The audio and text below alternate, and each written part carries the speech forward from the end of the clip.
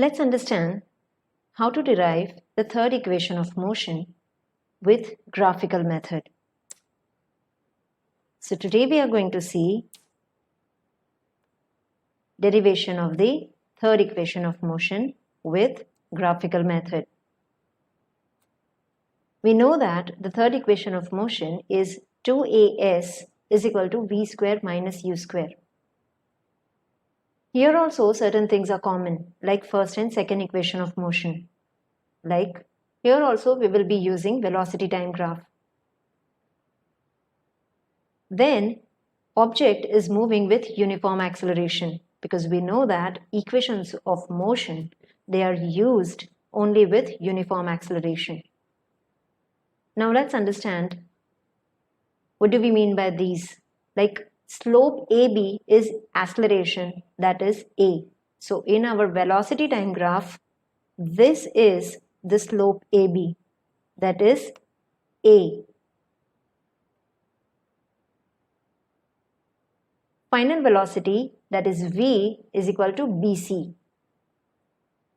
So final velocity, because from this point the object has started to gain the velocity, so naturally this becomes the final velocity point, and BC is the final velocity. Now here OA is your initial velocity, that is at time 0, and BC is your final velocity at time t. So OA is at time 0 and BC at time t. Now body travels distance s in time t. So this region is distance traveled by the body.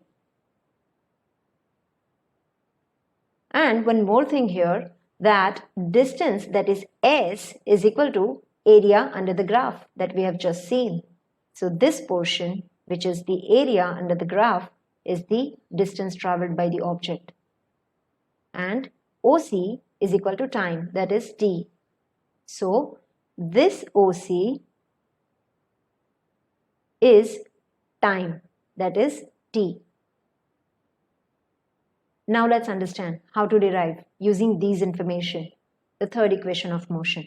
So we know that distance s is equal to area of trapezium OABC. So let's see this. This area of trapezium OA, then this,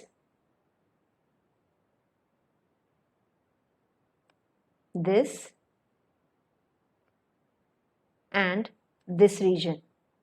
So this is your trapezium. You can see that AO and BC are two parallel lines and AB and OC are non-parallel lines, and this is what makes it trapezium. So distance is equal to area of trapezium OABC. We know the formula of trapezium. The formula of area of trapezium is half of sum of parallel sides into height. Here half will remain same. Sum of parallel sides means OA plus BC, and height is OC because that is the perpendicular height, OC. Now if we replace this with the variable, that is OA is actually U, BC is actually V, and OC is T. So this is our, let's understand, this is our first result. Now we know that our first equation is V is equal to U plus AT. So now I want to put here instead of T, so what I will try to get it the value of T from this first equation. So V is equal to U plus AT. I'll get rid of this U from here, so it will be V minus U is equal to AT, and again I want T, so I'll get rid of this A also, so that will go into the denominator. So V minus U upon A is equal to T. That is our second result. So this is our second result. Now what we will do is, in this first result we will put this value.